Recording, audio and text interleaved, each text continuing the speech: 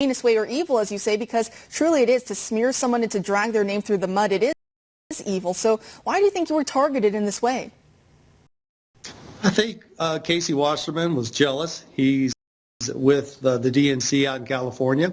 I have somewhat of conservative values, so I think he was jealous. I mean, he inherited all his money. You know, I'm a self-made man, so you have that.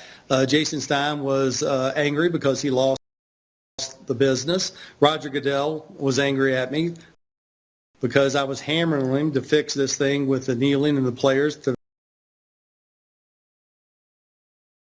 Then you got a couple of Papa John's board of directors, Mark Shapiro and Steve Ritchie, who benefited in the tens of millions of dollars from them doing this. So all the stars were aligned perfectly with one motive, and that is to get rid of me.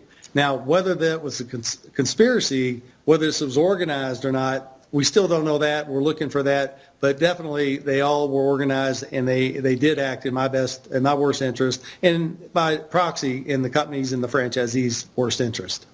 And now take me back to a few years ago when you start to see these headlines coming out and smearing your good name.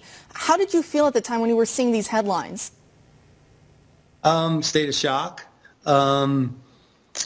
Unbelievable. I couldn't understand it. I mean, again, you have a public board that paints its chairman complicit, passive, or active. They paint the founder as a racist.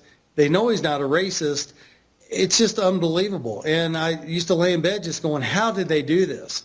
And we've had 3 goals for the last 20 months to get rid of this N-word in my vocabulary and dictionary and everything else because it's just not true. Figure out how they did this and get on with my life. If Papa John's would just say, hey, we got in a hurry, we didn't follow proper due diligence and process with Delaware law, John has no history of race or racism. There wasn't anything on that tape that was race. We're sorry we made a mistake.